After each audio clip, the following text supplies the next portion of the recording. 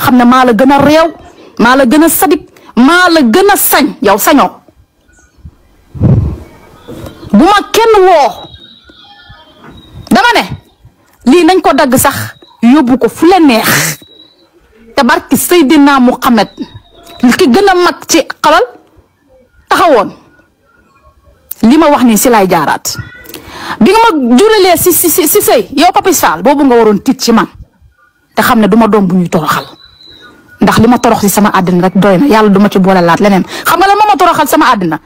bàyyi bu la jur abandonné la bàyyee laak sa yaay xoolul seetul du dàll du couche du dara du sarab ndayam nga toj sa cottu ndey jàpp sa jabar ji di ko xoolal di ko fen guddi ak bëccëg di ko triande guddi ak bëccëg di takk jabar di fase di takk jabar di fase di takk jabar di fase te jabar yi nga fase yëpp takk suuf nga leen takk ñuy jàpp sa jabar di nekk Angleterre toog di la muñal di ko xas nga jàpp toog ak ñoom di ko xas yow tojol sa cottu ndey yow Papis Fall yow tey jii boo doon góor dëgg nga nekk kilifa doo toj sa cottu ndey di dem Amérique di fi bàyyi Babacar ci man ndax moom laay nekk bu ma yàqal. Papis pour ñuy laajteel ñi li xew mooy li ay di jàmbat lan mooy ay dafa am loi bu fu génn te loi boobu sax yàgg na que ni dañuy tere kuy taxaw ci réseaux sociaux yi di saaga loolu moo waral ñu jàpp Adji Mass loolu moo waral ñu jàpp ki nga xam ne mooy yaayu Mame Ndiaye Savon saaga yooyu nag ñiy saaga ñiy tere ku ko def dafa am benn jigéen bu tudd Nafissatou Fall turu kontam nekk Naaru Karma taxaw na ci kanam penc bi maanaam ci réseaux sociaux bii la taxaw daggal ay ndey yu ñaaw papaam mooy li nga xam ne moom la leen doon tegal daggal ay ndey ki nga xam ne moom mooy imaam yi donc audio boobu laay ñëw teg nii donc on se pose nag la question à savoir pourquoi procureur di jàpp ñii bàyyi ñee parce que bu fekkee ni dañuy ay rek saaga donc ñëpp la ñu war a yamale donc Naaru Karma mii ni toog défier procureur défier justice défier ki nga xam ne mooy président de la république toog ci kanam réseaux sociaux yi saaga fi 3 fois ñetti live yu bokkul la saaga ñetti live yu bokkul njëkk na koo def dara fekk ko ci mu defaat ko dara fekk ko ci mu defaat ko dara fekk ko ci donc on se pose la question lan moo xew. taxawaatoon fii si sa kollaay ma ne ko Papis Fall ba mu uy ma ne ko sax dattanday dégg naa tamit nga wax si affaire sa papa bi nga saaga imaame buñ dajaloo woon tamit ma jël Papis Fall roof ko seen dattanday yi parce que tamit Papis man mënuma jur ba pare yaa ngi dégg di ma manque de respect si samay kanamu nawle di ko manque de respect sama yaay Papis bu taxawaatoon fii si sa kollaay ma ne ko Papis Fall ba mu uy ma ne ko sax dattanday dégg naa tamit nga wax si affaire Papis bu taxawaatoon fii si sa kollaay ma ne ko Papis Fall ba mu uy ma ne ko sax dattanday dégg naa tamit nga wax si affaire sa papa bi nga saaga imaame buñ dajaloo woon tamit ma jël Papis Fall roof ko seen dattanday yi parce que tamit Papis man mënuma jur ba pare yaa ngi dégg di ma manque de respect si samay kanamu nawle di ko manque de respect sama yaay Papis bu taxawaatoon fii si sa kollaay ma ne ko Papis Fall ba mu uy ma ne ko sax dattanday dégg naa tamit nga wax si affaire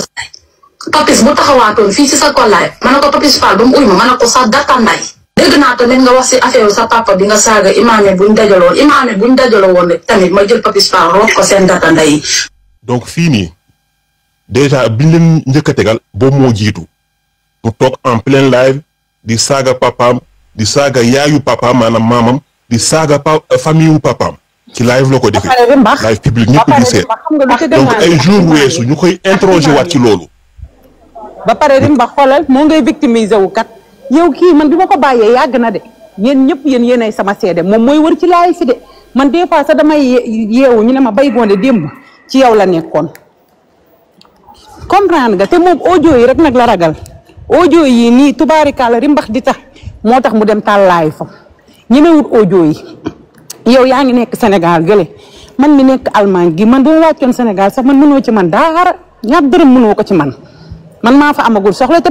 man su ma fa amee soxla dama fay wàcc nga topp awus kiti mii awus bi nga xam ne dañ koo opposé tegul tànkam Sénégal waa nga topp awus yow yaa ngi biir Sénégal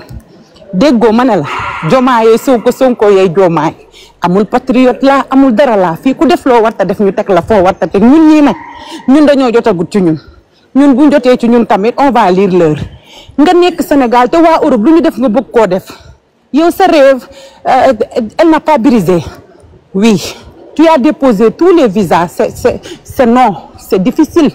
c'est difficile c'est très difficile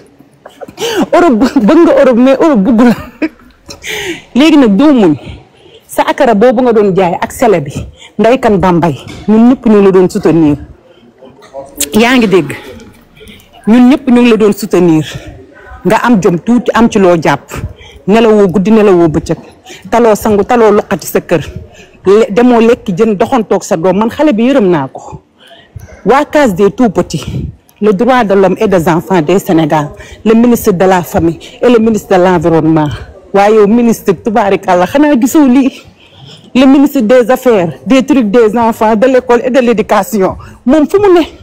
ba pare doom ji daa mel ni da koy doroge xale bi doo ko dégg sax mu jooy xale bi du yuuxu xale bi du jooy man xaw ma da koy jox ay somnifère xaw ma daa am lu mu koy saxal xale bi dina toog suba ba ngoon doo ko dégg mu yëngu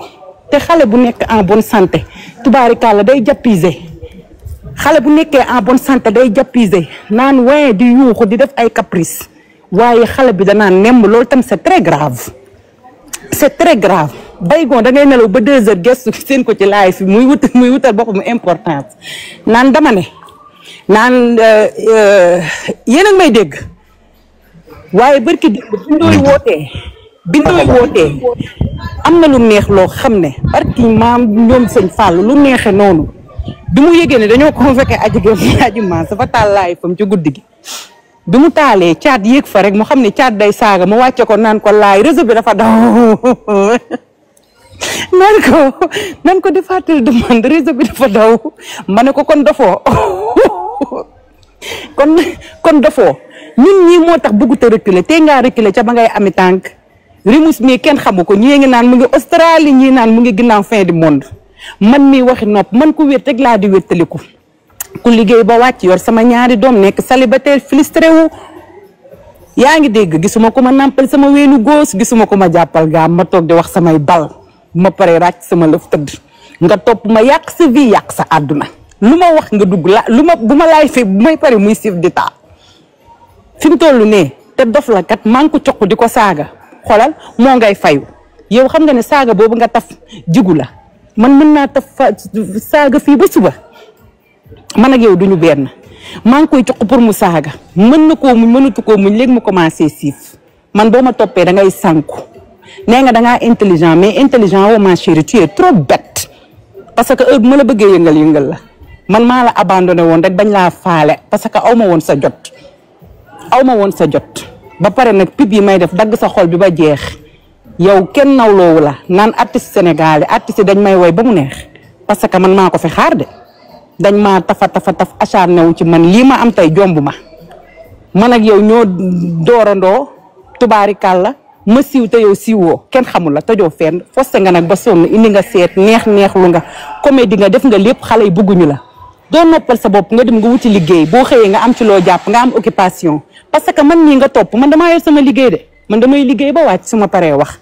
mais xëyoo gontoo sa avenir dara ki lay jox nii sa nawle la te ëllëg mën naa xëy dagg lépp jëkkër nawle la ku la abal ay bëtam fu ko neex ngay xoole ki lay jox nii mën naa xëy lim lay jox dootu la ko joxati barki Sëriñ Tuubaa Mbàkke dama lay conseiller góor ñëpp a yam boo nekkoon ku muus sa jëkkër bu la joxee da ngay coppati ubbi dara nga xam ne ëllëg bu la bàyyee nga mënal sa bopp nga demal sa bopp xale bu intelligente noonu lay def mais bëggoo dara loo commencé doo ko eggale keroog ba nga siifee akara ba ma yónnee 10 000 nekkoo ko demal jënd pour ñu jàppale ko ma ne yaa ngi jënd mais xam naa ne du ko eggale suba mu bàyyi akara bi fan yëpp kenn gisu la nga akara fan yëpp xale bi woote waat na nga ne ko akara amul ah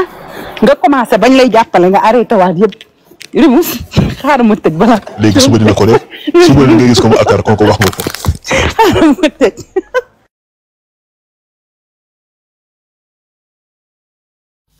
monsieur le procureur donc ak ñi nga xam ne ñoom ñoo ñuy déglu naaru dafa toog en plein live ñëpp di ko seetaan muy dagg ay ndey jëmale ko ci papaam jëmale ko ci yaayu papaam maanaam maam ak famille am defu ko ci suuf mais ci live la ko defee live TikTok la ko defee loolu noonu ñu foog ne ca lay yam jëf jooju noonu rëccuwu ko dañ ko reposer la question ni li nga def nii insulte publique la te imam yi bu ñu defoon bu ñu la porté woon plainte da ngay dugg bu ñu la woon lii nii procureur mën na la ci woo mais bañ ko waxee ni lii sax procureur lan la. Papis bu taxawaatoon. dafa tontu ni fii si sa kollaay ma ne ko Papis Fall ba mu uy ma ne ko sa data nday. dégg naa tamit nga wax si affaire sa papa bi nga saaga imaam yi buñ dajaloo woon rek tamit ma jël Papis Fall root ko seen data nday yi parce que tamit Papis man mënuma jur ba pare yaa ngi dégg di ma manque de respect si samay kanamu nawle di ko manque de respect sama yaay. Papis bu taxawaatoon fii si sa kollaay ma ne ko Papis Fall ba mu uy ma ne ko sa data nday. dégg naa tamit nga wax si affaire Papis bu taxawaatoon fii si sa kollaay ma ne ko Papis Fall ba mu uy ma ne ko sa data nday. dégg naa tamit nga wax si affaire sa papa bi nga saaga imaam yi buñ dajaloo woon rek tamit ma jël Papis Fall root ko seen data nday yi parce que tamit Papis man mënuma jur ba pare yaa ngi dégg di ma manque de respect si samay kanamu nawle di ko manque de respect sama yaay. dégg ngeen bu baax. ba pare def na lay saaga papa. xoolal papam tuddul woon sax yaayam mu ne papam daa manqué de respect yaayam te papam musul tudd yaay waxul sax ba tudd yaay. mu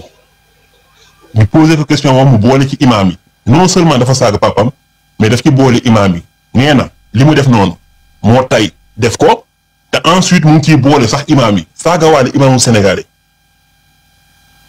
bu ma yàqal ndax moom laay na sama doom la dama koy am ci live ndax nday jin la teg ci wax ni li mu def nii yoonam nekk ci nañ ko dagg yóbbu ko procureur. sàcc ñu dëgg bu ma kenn woo ñëpp laa yemale nag yaay ak jëkkër ak lépp laa ci yemale ñëpp dagg yóbbu Papis da nga bëgg mu ñaaw day gën a ñaaw di nga xam ne maa la gën a réew maa la gën a sadik maa la gën a sañ yow sañoo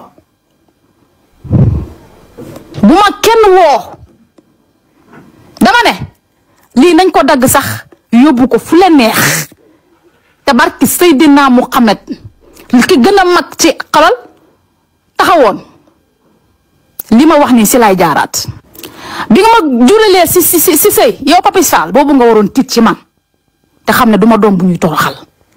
ndax li ma torox si sama àddina rek doy na yàlla duma ci boole laat leneen xam nga la moo ma toroxal sama àddina bàyyi bu la jur abandonné la bàyyee la ak sa yaay xoolul seetul du dalu nga toj sa cottu ndey jàpp sa jabar ji di ko xoolal di ko fen guddi ak bëccëg di ko triande guddi ak bëccëg di takk jabar di fase di takk jabar di fase di takk jabar di fase te jabar yi nga fase yépp takk suuf na leen takk ñuy jàpp sa jabar di nekk Angleterre toog di la muñal maa la gën a sañ yow sañoo bu ma kenn woo dama ne lii nañ ko dagg sax yóbbu ko fu leen neex te barki Seydina Muhammad ki gën a mag ci xalal taxawoon li ma wax nii si lay jaaraat bi nga ma juralee si sëy yow Papis Fall boobu nga waroon tiit ci man te xam ne du ma doom bu ñuy toroxal ndax li ma torox si sama àddina rek doy na yàlla duma ci boole laat leneen xam nga la moo ma toroxal sama àddina bàyyi bu la jur abandonné la bàyyee la ak sa yaay xoolul seetul du dàll du couche du dara du sarab ndayam. donc monsieur le procureur dégg nga bu baax kii ni lu mu wax et ça fait mal à la justice et ça fait mal aussi au peuple. Monsieur le procureur, on a arrêté Adji Mass pour injure publique. Très bien. Si elle a tenu des propos déplacés, si elle a enfreint à la loi, ñu jàpp ko donc loolu noonu on peut rien dire dañu lu ñu mën rek mooy applaudir mais la vraie question c'est pourquoi d'autres personnes qui ont fait bien pire sont toujours libres. C'est cette question qu'on se pose au fait. Moi, je parle ici de Nafissatou Fall, monsieur le procureur. Nafissatou Fall, alias Naru Karma, son nom de TikTok. Oui, je vais citer son nom parce que tout le monde a vu ce qu'elle a fait et on vient de l'écouter. En direct, en public, devant des milliers de personnes.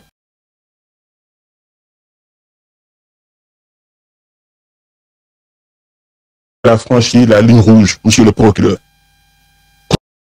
Premièrement, elle a simulé un acte de sorcellerie sur 2 mineurs en les pilant devant tout le monde. 2 enfants, 2 innocents. Et elle a fait ça en rigolant, en plein live, comme si c'était un jeu. Deuxièmement, monsieur le procureur, elle a insulté son propre père publiquement, sans honte, sans pudeur, sans respect. Un père, c'est lui qui t'a élevé,